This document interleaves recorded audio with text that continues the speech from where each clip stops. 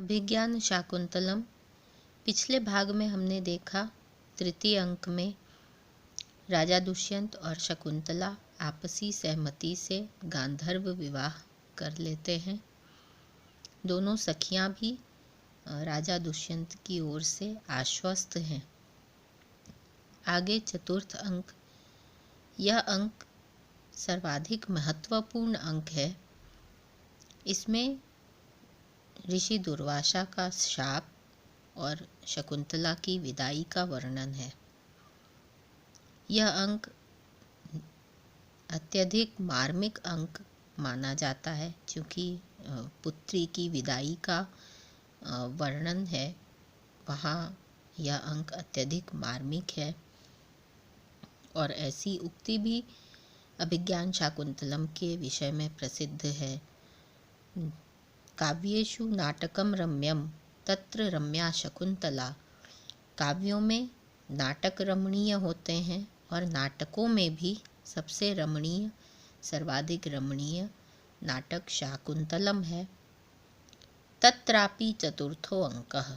और उस अभिज्ञान शाकुंतलम नाटक में भी चतुर्थ अंक सर्वाधिक रमणीय है, सुंदर है। तत्र श्लोकश्चतुष्टयम्। और उनमें भी 4 ऐसे श्लोक हैं जो मर्म स्थान कहे जाते हैं इस नाटक के। तो चतुर्थ अंक आरंभ करें। ततः प्रविशतः कुसुमावचयं नाट्यन्त्यौ सख्यौ। तत्पश्चात पुष्प चुनने का अभिनय करती हुई दोनों सखियां प्रवेश करती हैं। मंच पर दोनों सखियां प्रवेश करती हैं और दोनों क्या कर रही हैं? पुष्प चुन रही हैं। अनसूया हला प्रियम वदे। हे सखी प्रियम वदा। यद्यपि गांधर्वेण विधिना निवृत्त कल्याणा। यद्यपि गांधर्व विधि से कल्याण कार्य से निवृत्त हुई, कल्याण कार्य अर्थात विवाह कार्य से निवृत्त हुई, शकुंतला अनुरूपम भर्तृम गामिनी संवृत्तेति निवृत्तम मे हृदयम् तथाप्येतावत् चिंतनीयम्। तो दोनों सखियां आपस में बात कर रही होती हैं। अनसूया प्रियमवदा से कहती है कि यद्यपि गांधर्व विधि से संपन्न मंगल कार्य वाली, मंगल कार्य से तात्पर्य यहाँ विवाह है, विवाह रूपी मंगल कार्य वाली अर्थात गांधर्व विवाह की विधि से जिसका मंगल कार्य संपन्न हो गया है, ऐसी शकुंतला उनकी प्रिय सखी यद्यपि अपने योग्य पति से संगत हो गई है, यद्यपि उसे अनुरूप वर की प्राप्ति हो गई है, अनुरूप पति मिल गया है, इसलिए मेरा हृदय सुखी है। अपनी सखी को उसका अनुरूप वर मिल गया है, इसलिए अपना हृदय सुखी है। फिर भी तथापि इतनी बात विचारणीय है। तथापि अनसूया को कुछ चिंता सी हो रही है। प्रियमवदा कथम इव। कौन सी बात विचारणीय है, अर्थात तुम्हें कौन सी बात चिंतित कर रही है? अनसूया अद्य स राजर्षिरिष्टं परिसमाप्यर्षिभिर्विसर्जित आत्मनो नगरं प्रविश्यान्तः पुरसमागत इतो गतं वृत्तान्तं स्मरति वा न वा इति। तो उसे यह बात सता रही है कि अद्य आज स राजर्षि, वह राजर्षि अर्थात राजा दुष्यंत, इष्टिम परिसमाप्य, इष्टिम अर्थात यज्ञ को समाप्त करके, यज्ञ संपन्न करवाकर, ऋषिभिर विसर्जित, ऋषियों के द्वारा विदा किया गया। आज राजा दुष्यंत आश्रम से विदा कर दिए गए हैं, अर्थात अब वह आश्रम में नहीं है, उपस्थित नहीं है।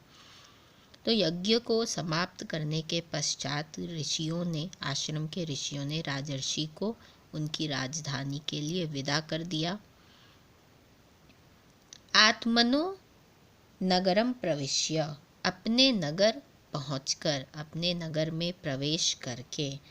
अंतःपुर समागत, अंतःपुर की स्त्रियों से मिलकर, अपने अंतःपुर की उनकी जो अन्य पत्नियां हैं, रानियां हैं, उनसे मिलकर। इतोगतम, यहाँ पर हुई, यहाँ पर बीती, आश्रम की। वृत्तांतम, वृत्तांत को। स्मरति वा न वा इति, स्मरण करेंगे अथवा स्मरण नहीं करेंगे, याद रखेंगे अथवा नहीं रखेंगे। तो अनसुया को यह भय है कि कहीं वह अपने नगर जाकर अंतःपुर की रानियों से मिलकर पुनः यहाँ आश्रम में उन्होंने जो शकुंतला से गांधर्व विवाह किया है, वह विवाह की बात याद करेंगे अथवा नहीं करेंगे। प्रियम वदा विश्रब्धा भव, निश्चिंत रहो, विश्वास रखो, निश्चिंत रहो। न तादृशा आकृति विशेषा गुण विरोधिनो भवन्ति, जैसी उनकी आकृति है, जिस प्रकार का उनका व्यक्तित्व है, ऐसे व्यक्तित्व वाले, ऐसे गुण विशेष से युक्त व्यक्तित्व वाले गुण विरोधिनो न भवन्ति, अपने गुण के विरोधी नहीं होते हैं, गुण के विरुद्ध नहीं जाते हैं।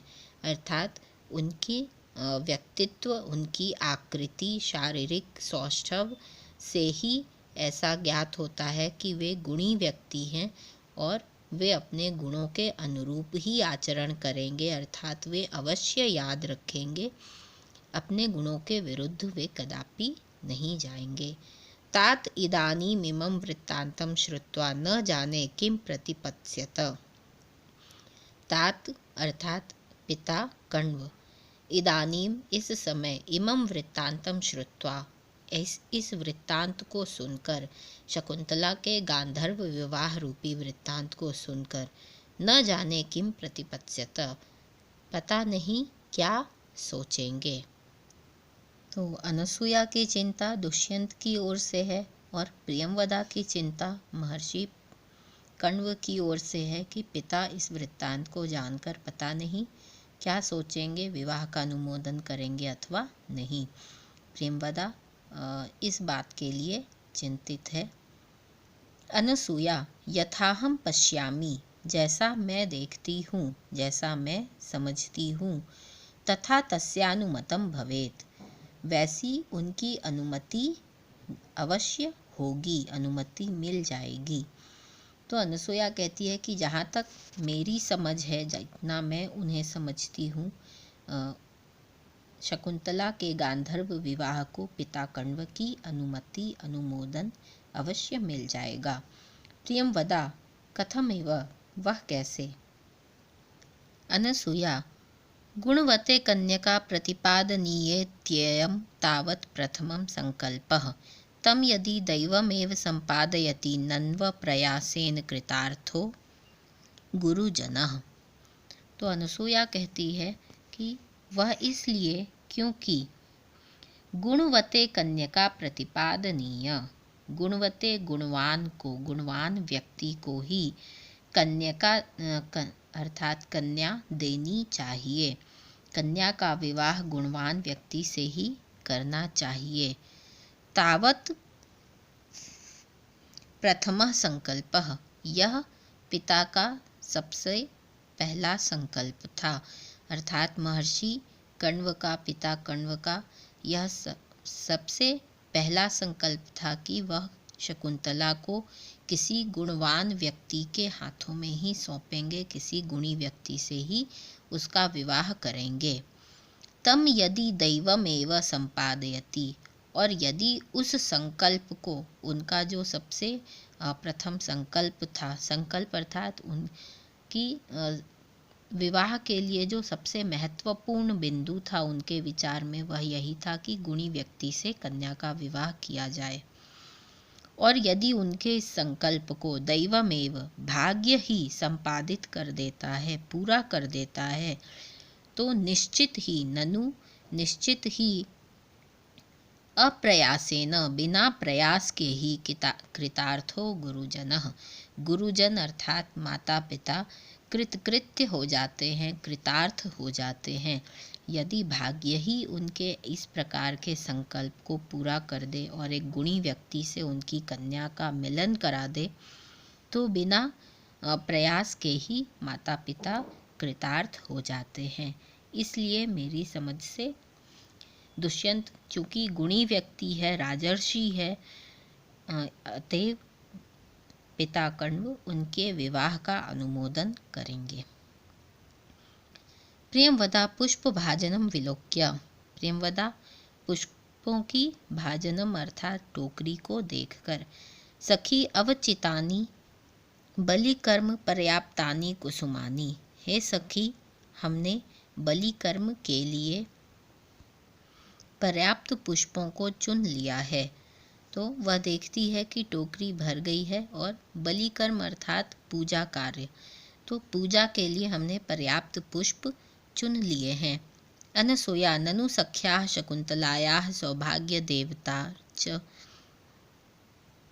निया। अनसूया कहती है कि सख्याः शकुंतलायाः, किंतु सखी शकुंतला के सौभाग्य देवतार्चनीया अर्थात सौभाग्य देवता, विवाह के देवता की भी पूजा करनी है। अर्थात प्रतिदिन के पूजा के लिए, नित्य पूजा कर्म के लिए तो हमने पर्याप्त पुष्प चुन लिए हैं, परंतु अतिरिक्त पूजा जो कि शकुंतला के सौभाग्य के लिए देवताओं की पूजा करनी है, उसके लिए थोड़े और पुष्प चुन लें। प्रियंवदा युज्यते, ठीक है। अस्तु